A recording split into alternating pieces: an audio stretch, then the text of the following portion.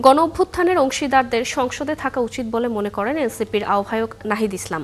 তিনি বলেন, গণ অভ্যুত্থানের মধ্য দিয়ে ছাত্র শিক্ষকদের যে মেলবন্ধন তৈরি হয়েছে তা অটুট রাখতে চায় এনসিপি। জুলাই সনদের আইনি ভিত্তি নিশ্চিত করেই নির্বাচনের দিকে এগোতে চায় তরুণদের দল এনসিপি।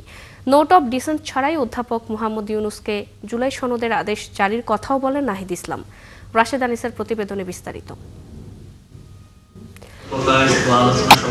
শুক্রবার বাংলা একাডেমিতে আত্মপ্রকাশ করল বিশ্ববিদ্যালয় শিক্ষকদের নতুন সংগঠন ইউনিভার্সিটি টিচার্স ফোরাম। অনুষ্ঠানে জাতীয় নাগরিক পার্টির আহ্বায়ক নাহিদ ইসলাম বলেন, দেশের বেকারত্ব সমস্যাকে দূর করতে হলে শিক্ষা ব্যবস্থাকে ঢেলে সাজাতে হবে।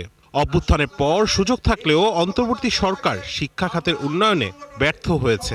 সরকার ব্যর্থ হলেও আমরা যারা অভ্যুত্থানে অংশ নিয়েছিলাম আমরা সামনে এগিয়ে নিয়ে যেতে চাই। আমাদের সক্ষমতা থেকে আমরা সেই জায়গাটায় কাজ করতে চাই। গণ অভ্যুত্থানের অংশীদার যারা, তাদের সকলেই পার্লামেন্টে থাকা উচিত। সেই পার্লামেন্টে সংস্কার পরিষদ হবে, নতুন সংবিধানের জন্য কাজ করা হবে। ফলে যারা শিক্ষকেরা রয়েছেন অবশ্যই তাদের সেখানে অংশগ্রহণ প্রয়োজন। দেশে ফ্যাসিবাদী কাঠামো এখনো রয়ে গেছে এমন মন্তব্য করে তিনি বলেন, ব্যক্তি ও সমাজের চিন্তার পরিবর্তন ছাড়া ফ্যাসিবাদ বিলোপ সম্ভব নয়। ব্যক্তি এবং সমাজের পরিবর্তন ছাড়া আপনি রাষ্ট্রের ফ্যাসিবাদ দূর করতে পারবেন না, বা দূর করলেও সেটা টিকিয়ে রাখতে পারবেন না। এবং ব্যক্তির চিন্তার ভিতরে যে ফ্যাসিবাদ রয়ে গিয়েছে সেটার জন্য গুরুত্বপূর্ণ হচ্ছে বিশ্ববিদ্যালয়, গুরুত্বপূর্ণ হচ্ছে শিক্ষা ব্যবস্থা, আমাদের সাংস্কৃতিক চর্চা। নোট অব ডিসেন্ট ছাড়াই ডক্টর মোহাম্মদ ইউনুস আদেশ জারি করে জুলাই সনদ বাস্তবায়ন করলে নির্বাচনের দিকে এগোবে এনসিপি। জুলাই সনদে নোট অব ডিসেন্ট বলে কিছু থাকবে না। আমরা যা ঐক্যমত হয়েছে সেটা জনগণ বাকিটা ঠিক করবে। জনগণ যদি বলে সেগুলোই বাস্তবায়িত হবে।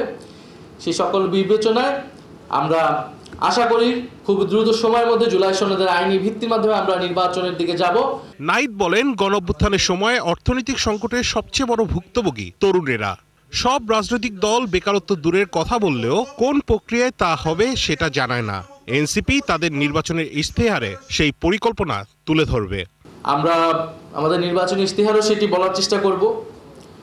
রাশেদ আনিস, ৭১, ঢাকা।